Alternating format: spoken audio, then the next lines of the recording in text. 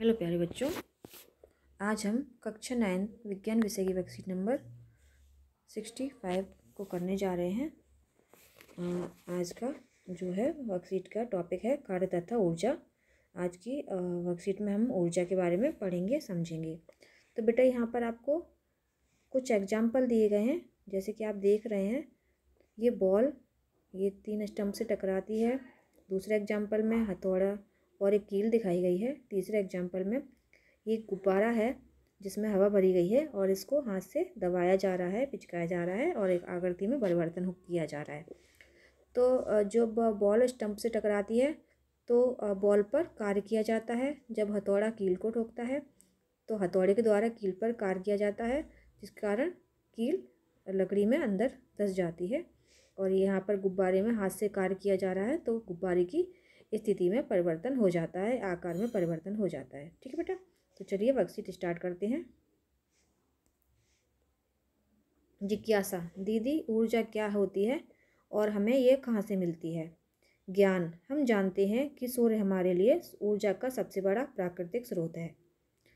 हम परमाणुओं के नाभिक, पृथ्वी के आंतरिक भाग और ज्वाराभाटा से भी ऊर्जा प्राप्त कर सकते हैं, लेकिन विज्ञान में हम ऊर्जा को एक निश्चित और सटीक अर्थ देते हैं। आओ इसे समझने की कोशिश करें। जब तीव्र वेग से गतिशील क्रिकेट की गेंद स्थिर विकेटों से टकराती है तो विकेट दूर जा गिरते हैं, क्यों? ऊंचाई तक उठाया गया हथौड़ा जब लकड़ी के किसी टुकड़े पर रखी हुई कील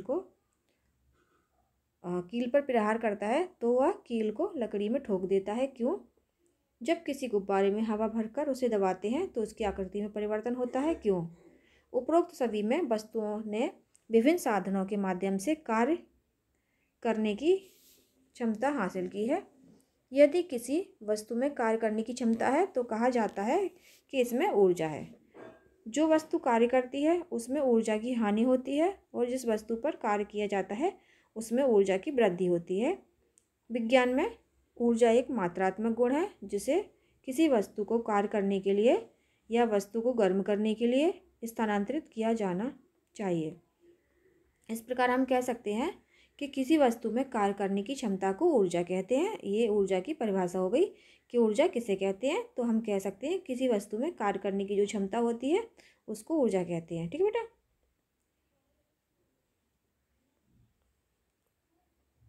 इस प्रकार किसी वस्तु में निहित ऊर्जा को उसकी कार्य करने की क्षमता के रूप में मापा जाता है। इसलिए ऊर्जा का वही मात्रक होता है जो कार्य का मात्रक अर्थात जूल। बेटा, कार्य का भी मात्रक जूल होता है और ऊर्जा का भी मात्रक जूल होता है, या न्यूटन मीटर या kilogram metre square second square. ठीक है बेटा, 1 किलो जूल एक जूल कार्य करने के लिए आवश्यक ऊर्जा की मात्रा 1 जूल होती है। कभी कभी ऊर्जा को बड़े मात्रकों के रूप में भी लिखा जाता है, जैसे कि किलो जूल। और 1 किलो जूल के किसके बराबर होता है? 1000 जूल के बराबर होता है। ठीक है बेटा, और यहाँ पर ऊर्जा के विभिन्न रूप दिखाए गए हैं। ऊर्जा विभिन्न रूपों में विद्यमान हो सकती है, जैसे सूर्य ऊर्जा, सौर ऊर्जा, प्रकाश ऊर्जा, ऊष्मीय ऊर्जा, रासायनिक ऊर्जा, विद्युत ऊर्जा, ज्वारीय ऊर्जा, पवन ऊर्जा, ध्वनि ऊर्जा और यांत्रिक ऊर्जा।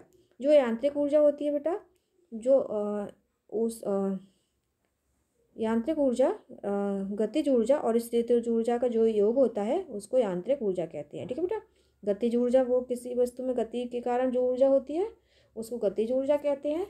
और किसी वस्तु जब कोई वस्तु खड़ी रहती है एक स्थान पर तो इसमें स्थिति के कारण जो ऊर्जा होती है उसको स्थितिज ऊर्जा कहते हैं और इन दोनों के योग को यांत्रिक ऊर्जा कहते हैं। चलिए आज के क्वेश्चन आंसर देख लेते हैं। स्वयं को जांचिए, ऊर्जा को परिभाषित कीजिए और इसका SI मात्रा भी लिखिए। तो बेटा, किसी कार्य को करने की क्षमता को ऊर्जा कहते हैं। यहाँ से लिख सकते हैं आप,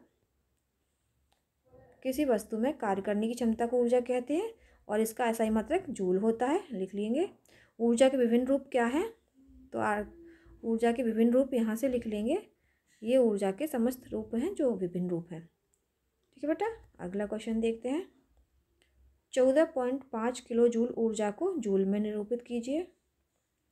किलो जूल को जूल में बनाना है तो बेटा 1 किलो जूल बराबर होता है 1000 जूल के। तो 14.5 किलो जूल कितनी ऊर्जा जूल में होगा, तो 14.5 को हम गुणा कर देंगे 1000 से,